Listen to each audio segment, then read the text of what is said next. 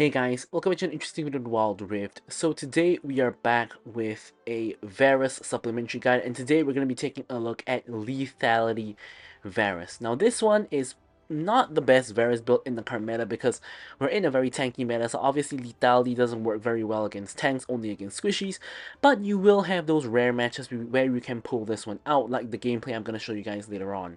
So let's get straight into it, let's get straight into the build.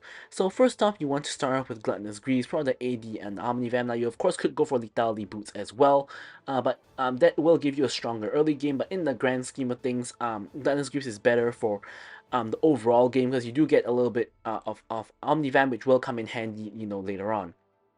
First item, Essence Reaver, gives you a little bit of AD ability haste, as well as giving you that passive, which increases the power of one of your abilities. Generally, this will always be your Q, and this will of course just help you with your poke and just your damage in general. The mana restore is also very helpful. And then you go into lethality items. So basically, you go for 2 lethality items next. So let me go through all your choices. Now, as a default, I put Yomu's Ghostblade. Gives you a lot of AD, a lot of armor pen. Of course, the extra attack speed passive as well. It's very helpful for Varus to get his stacks down. Edge of Night is your defensive option, gives you a little bit of armor pen, of course gives you health to make yourself more tanky, and the spell shield. So the other options you have are going to be Collector and Serpent's Fang. Now Serpent's Fang you want to build of course against teams with a lot of shielding, so if you see like Lux, Lulu, Karma, Set, Shen, all these kind of shielding champions and multiple of them, you definitely want to go for Serpent's Fang to cut the shielding. Of course, it just gives you a lot of armor pen and attack damage as well. Now, Collector is a pretty interesting one because it does give you a little bit of armor pen and a little bit of AD, much less. For example, here you get 50 and 15, here you get 40 and 10, but it does give you the crit. And why crit is good? Well, firstly, because you do have your Essence Reaver damage scaling off of crit, and secondly, you are getting another crit item, so with that in mind, you will, of course, increase the damage of Essence Reaver. So all of these four lethality options are good. I don't really go for Duskblade. I don't think it's very useful on Varus personally because I don't really think he is the kind that really wants one huge auto attack. It's more suitable for other champions like MF or even Jin, things like that. But other than that, for your armor pen, you're still gonna go for Mole Reminder for the armor pen and the Grievous Wounds. Now this gives you 3 benefits. Of course, you get the armor pen number 2. You of course get the crit, which will of course scale your Essence Reaver up, which of course I already mentioned. And number 3, you will get Grievous Wounds, which your other armor penetration options will not give you. And Grievous Wounds is actually pretty important in the current meta, in my opinion. And finally, you go for a defensive option. So this could be GA. This could, of course, be Maw. This, of course, could be even Twin Guard, if I can find it over here. Yep, it could even be Twin Guard. So kind of depending on what you prefer. So now, after the First Strike got buffed, I actually like taking First Strike now on Lethality Varus because you kind of want to maximize your burst damage. But of course, something like Phase Rush or even Lethal Tempo could also be good. And then we of course have Brutal because you still auto attack a decent amount as an ADC, particularly in the laning phase. Giant Slayer to deal with the tankier targets. Of course, Coup de Grace could work here as well if you're really only dealing with squishies. And Alacrity just for a little bit more attack speed. And finally, we have Bone Plating for the defensive stats. So for the spells, it's really kind of, you could go for any of them. You could go for Cleanse if there's a lot of CC. Ghost. Sorry, not Ghost if you have nothing else but to take. Exhaust against a lot of assassins, and Barrier as well. So in this match, I actually tried out Barrier. I actually found it to be pretty good. So yeah, really any option could kind of work out. But with all that said, let's move on to the gameplay. Okay, so let's take a look at our gameplay. Now, as I mentioned, you really only want to go for this against a very squishy team, and in this case, that's exactly what we are up against. So in this particular game, we are against pretty much a full squishy team except for Leona. Of course, Leona is a pretty tanky chap, but honestly, at this point, there's almost no way you fight a team of full 5 squishies. Like, it's almost never gonna happen. So 4 squishies out of 5 is already a pretty amazing game to play Lethality Varus in. So here we are with a Blitzcrank. Of course, once again, as I like to say, one of the best supports currently, as long as you can hit your hooks. It's wild what Blitzcrank can do now. Speaking of which, hook goes in onto Leona. Leona dashes in onto me, but Jinx is nowhere near the follow-up, so I'm able to get a lot of good poke on Leona, and Leona gets chunked to half HP, and we take almost no damage, even though Leona did hit the E onto us. So as I mentioned, in this game, I actually have barrier because I'm kind of expecting that Yone, Kane, Yasuo, and all of them are gonna just jump on top of me. Of course, exhaust could work as well, but exhaust only works against one person, whereas barrier works against like everybody, and also barrier is really good for the early game. So we're gonna see what we can do with the barrier. Of course, I had to kind of test it out. I'm always prescribing that barrier is a solid option now, so I of course have to use it myself and see if it actually is good. I still think that the generally other options are better than barrier, but barrier definitely does have a place in your options, and also some people do enjoy taking barrier even before the buffs. I do see some ADCs like to take barrier, which if you guys remember back in the day, like 2 years ago, there was a barrier meta where every ADC was taking barrier. So that there's also that. There is precedent for barrier, being good on ADCs.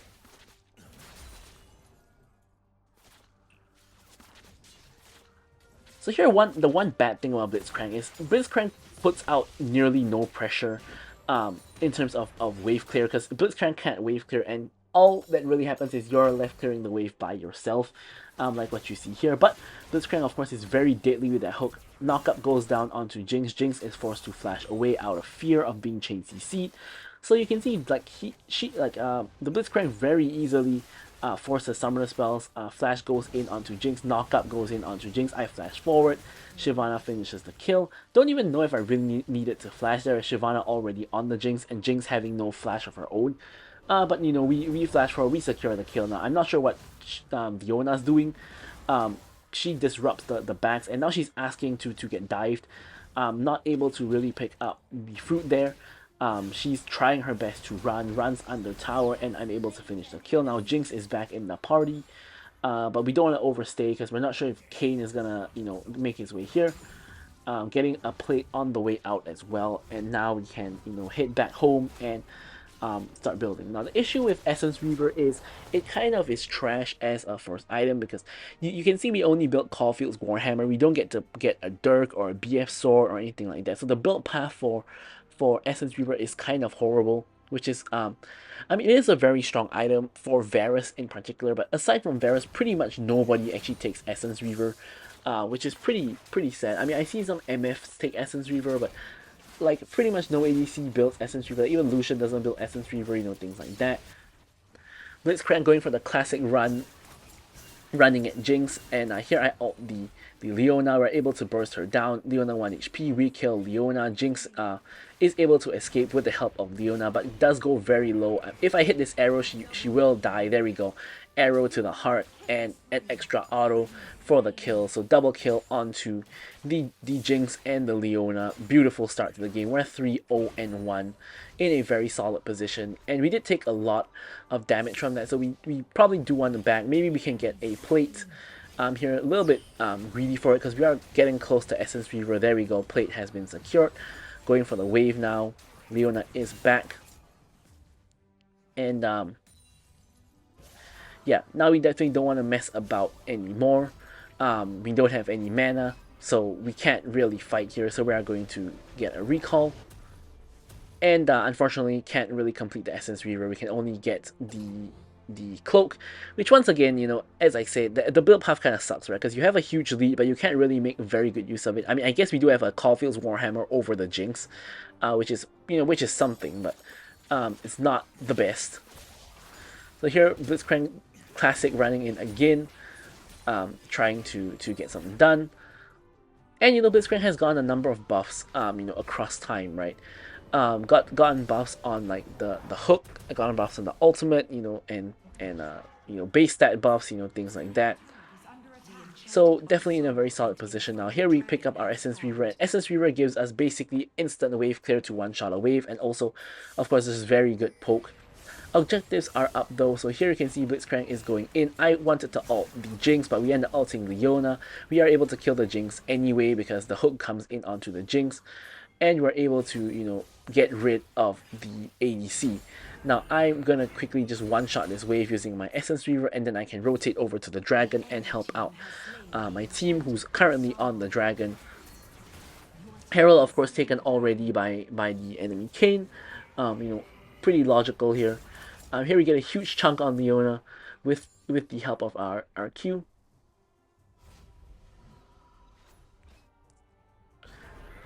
And here you can see the mana costs on Varus are insane, right? They really need to kind of give Varus the Jinx treatment and reduce the mana cost.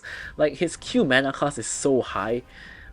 Especially on Lethality Varus, that kind of hurts. So Lethality Varus is not the best for more than one reason. I mean, his mana cost on his Q is incredibly high, and you run out of mana really fast when you actually begin to poke well. Yeah, and furthermore, of course, Lethality is just not the best build in the meta right now. So Lethality is, yeah, not great. So here Jinx gets knocked up again, chain CC'd by me, one shot. She's only worth 150 gold at this point in time. The whole enemy team is kind of feeding. It's 11-0 in terms of my team's kills to the enemy team's kills. So enemy team is not having a good time whatsoever. I didn't actually notice this playing the match, but yeah, they're kind of insanely behind. Hook goes in onto the Leona. Leona takes a bunch of damage. Fully charged Q, but the Gargoyles is able to eat the damage of the fully charged Q.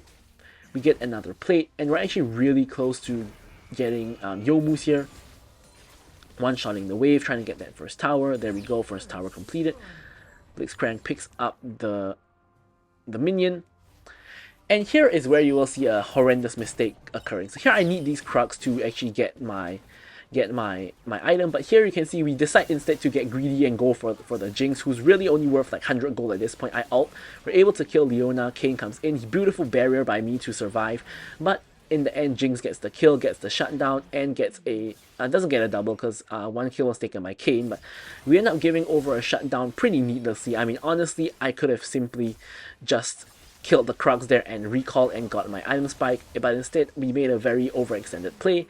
Beautiful play by Akali, by the way, but you know, this is the standard, like, you know, when you're very far ahead, you kind of make stupid plays because you think you're very strong, and it happens to the best of us. And yeah, and that's how you throw leads and how the enemy team gets back into the game. Yeah, so overall, not a good look. So here we're back now. We have our, we have our Youmu's Ghostblade. That's of course going to be crucial. And we definitely want Edge of Night in this game, especially to avoid the Leona engage, maybe avoid a Yone ult or something like that. So here we clear out our lane, and now we can make a rotation over the mid and see what we can get done. Wave is in a horrible spot in mid though, it's completely pushed behind. And we're trying to see if, you know, we can help our team. We're kind of hiding in the fog of war. Blitzcrank goes in with the ulti that doesn't really do very much. Of course, Blitzcrank ulti is incredibly low cooldown, so it's not too significant. Now here a fight is breaking out. Yone is coming in. I get the ult down. Huge arrow to multiple people. And ult is just spreading all over, but kill's not really completed. I'm flashing away from Kayn, killing the Kayn. I'm kiting away as best I can. Yone is now on me. Somehow I survived both Yone and Kayn jumping on me. And I still have my barrier up. Didn't even manage to pop my barrier in that confusion. And here we are gonna quickly reset and just restore our health and kind of be happy that we got away with murder there. I mean, I guess at this point my team is so far ahead. We're 10k gold ahead already, like 9 minutes into the game, so enemy team is kind of just completely getting destroyed. I'm afraid this one is a little bit of a one-sided stomp. Yasuo now going in, we're just blasting him. His wind wall is not in the best position. He now ults us. We pop the barrier. The barrier basically eats all of the ult damage. We barely even take any damage from the ult. And now we're able to take down the mid lane tier 1. We're going to one-shot the wave. Yone, of course, is going to charge up his Q and dash at us, so we're going to make sure we maintain a safe distance so we don't int another kill over.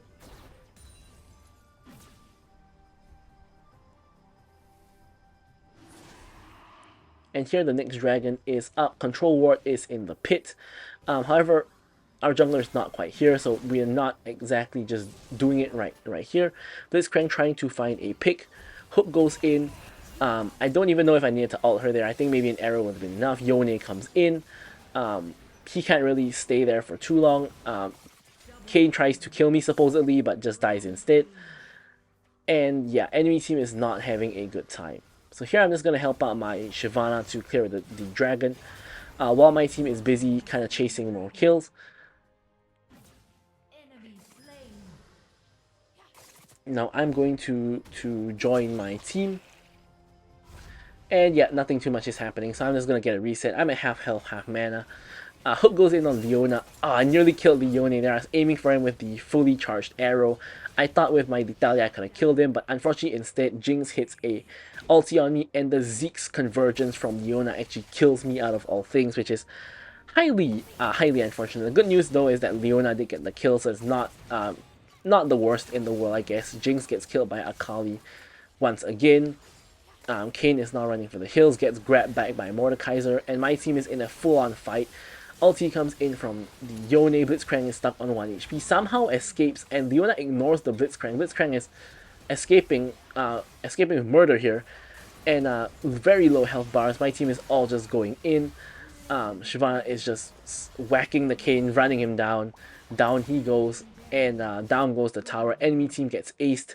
As I respawn, I pick up my Edge of Night here, of course for the extra safety and the extra health.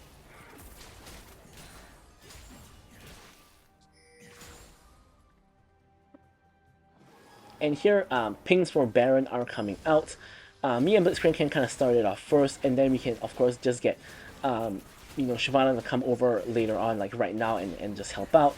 Also allows her to charge her ulti bar just by attacking Baron, avoiding the Baron polymorph. We don't want to waste our Edge of Night on that one. Now, I think our team kind of needs to reset, but Blitzcrank is trying to get a catch.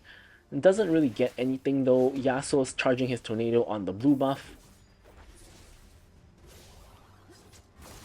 And here we steal the blue buff from the enemy team to give it to our team. Yasuo, horribly positioned wind wall, misses the tornado as well, gets killed by Akali, and we get a bunch of gold from that. Another beautiful hook comes in onto the Yone. The ulti is spreading to Leona. Leona is, of course, really tanky. And we get rid of her. And with that, I believe that should be game. Enemy team is aced. They do have the shield though, but we do have a minion wave. That is Baron buffed, and everybody just died. So respawn timers are not going to come in on time. 13-minute game, pretty fast one. So I'm going to leave you guys with the stats as usual. Thank you guys so much for watching the video, and goodbye. Victory!